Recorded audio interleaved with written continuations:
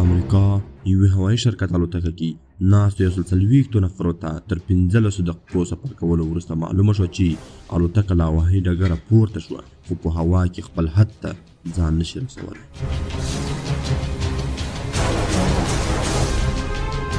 څنګه چې دوی ته د الوتکې دا ستونزه معلومه شوه په همدې وخت کې پیلوټ هم ناستو 140 نفرو ته د بیړني یو خطرناک حالت خبرتیا ورکړه.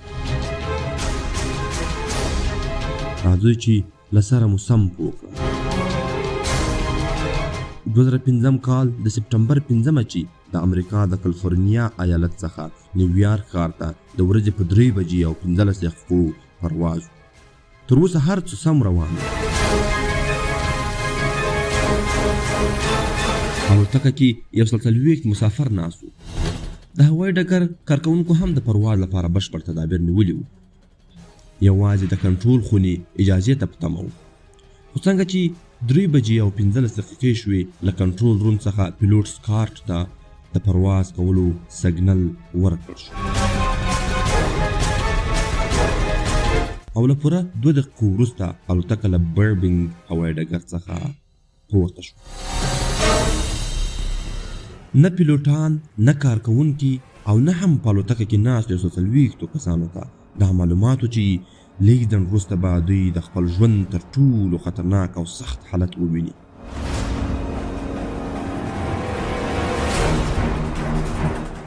تر 15 دقیقو سفر وروسته مسافر پوه شول چې الوتکه په هوا کې خپل حد ته ځان نشي رسولی. هممهاله پیلوټ سکاټ هم مسافرو ته دا خبرداری ورکړ چې موږ په الوتکه کې تخنیکي ستونزه لرو. نو له دې خبرداري سره ټول مسافر له ویرې وارخطا شول. اکثرو مسافرو دا ګمان کول چې د الوتکې په ماشین کې کومه ستونزه ده، خو اصلي کیسه له دې هم خطرناکه وه. له نیم ساعت پرواز وروسته هم الوتکه له کالیفورنیا څخه نه وه تېره شوې. پیلوټ یو ځل بیا مسافرو ته خبرداری ورکړ چې موږ ته د الوتکې د ښکته کېدو د مخکیني ټایرونو څخه د وارنینګ یا د اخطار زنګ راکول کېږي.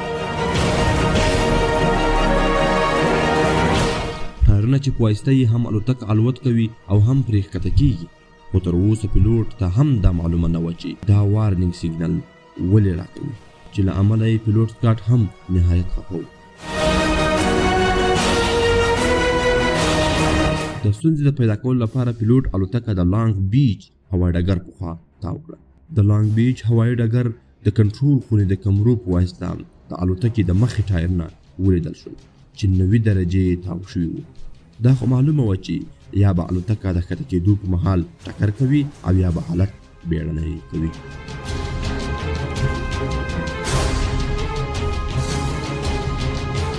له دې سره سره پیلوټ ته د کنټرول خونې څخه یو بل بد خبر هم ورکړل شو. په کنټرول روم کې عامو خبریالانو له الوتکې څخه ویډیو ریکارډ کړه او په ژوندۍ بڼه یې د امریکا په نیوز چینلونو باندې خپره کړه.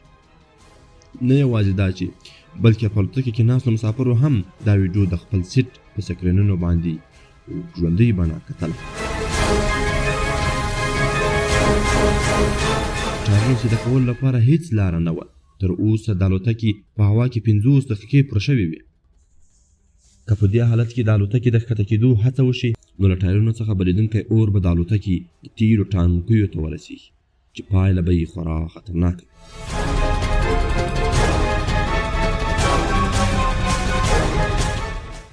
په حیرانتیا سره دا مهال په الوتکه کې 14,000 کیلو تیل موجود چې که د ښکته کېدو په مهال په کمه اندازه اور هم واخلي نو الوتکه به په بشپړه توګه وسوځول شي. خو پیلوټ سکاټ 3 ساعت الوتکه د سمندر له پاسه وګرځول. دا مهال په الوتکه کې یوازې د نیم ساعت نور د ګرځېدو تیل پات شو. پیلوټ په لاس انجلس هوایي ډګر د بیړنۍ ناستې پرېکړه وکړه، ځکه دا وخت دوی ته تر ټولو نږدې همدا هوایي ډګر و او پیلوټ هم د همدې په کنټرول خونې غږ وکړ چې هر ډول حالاتو لپاره تیاری ونیسي. هممهاله پیلوټ د مسافرو په مخ ژوندۍ بڼه د کتلو تلویزیونونه بند کړل چې په الوتکه کې خورا زیاته ویره خپره شوه.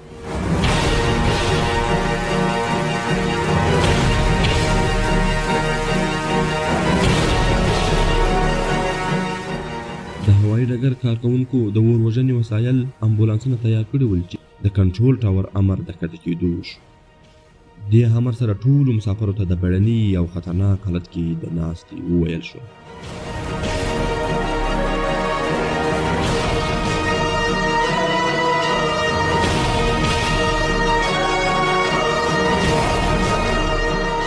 الوتکه د کښته کېدو په حالت کې وه چې پیلوټ ډېر مهارت سره لومړی د الوتکې شاتني ټایرونه په ځمکه ولګول او د الوتکې سرعت یې کرار کم کړ. اخر هغه وخت راغلل چې باید د الوتکې مخکیني ټایرونه هم له ځمکې سره ولګوي، خو لګولو سره سم هغه څه وشول د کوم څه چې ویره وه.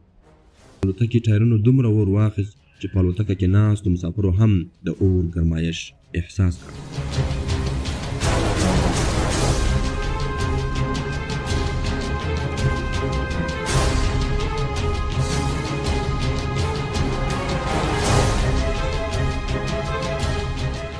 خو له لږ ځنډ وروسته چوپتیا خپره شوه.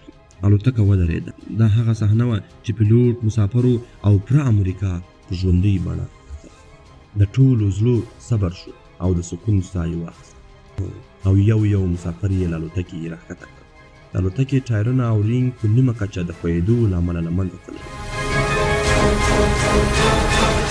کړنې وروسته معلومه شوه چې د ټایرونو په پاسنۍ برخه کې د ویل د تاوېدو د مخنیوي لپاره یو نټ لګول شوی وي چې د هغو د ماتېدو له امله ویل په 90 درجې کوږوالي سره تاو شوی و.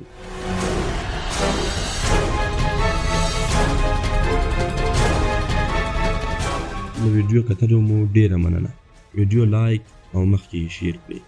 تر بیا ښه وخت.